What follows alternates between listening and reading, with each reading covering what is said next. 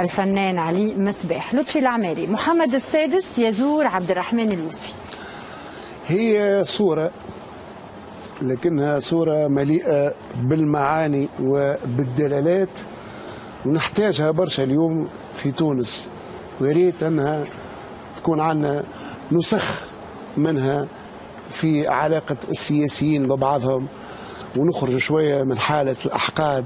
وتصفية الحسابات والعودة إلى الخمسينات والبحث معناها في الأرشيف عن من فعل وعن من ارتكب وعن من نكل، والبلاد كما ترون الحال متاعها. سيد هذا اللي مشى طلع عليه جلالة الملك، ونحييه الملك هذا لأنه بصراحة قاعد يفرض في روحه كزعيم نموذجي، رغم أنه ليس بالرجل السياسي المنتخب، لكنه هو اليوم صمام أمان لبلاده وعرف يحق لها انتقال ديمقراطي ووصول إلى ملكية دستورية جعلت المغرب اليوم تقريبا تقود قافلة الدول معناها النامية، واللي ربما تحقق في معدلات نمو خير من برشا دول حتى موجودة في أوروبا، وهو في جميع المجالات، تلقاه في رواندا وتلقاه في كوت ديفوار وتلقاه في الخارج، يدافع على بلاده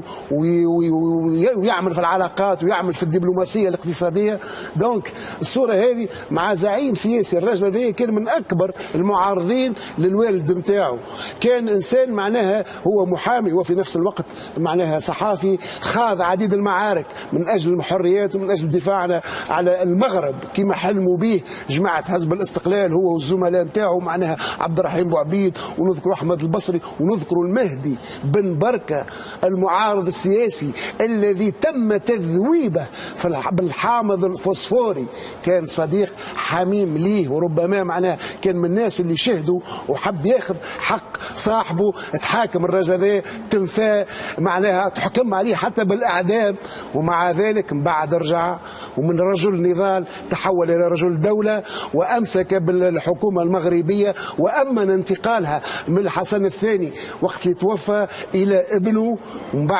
بعد وخلى البقعة الأجيال الأخرى. مشى الملك محمد السادس مرتين يطل عليه ويسلم عليه ويواسي فيه. الصورة كيف فكر تاع تثمين الرموز ما أحوجنا لها اليوم في تونس، وإحنا بلاد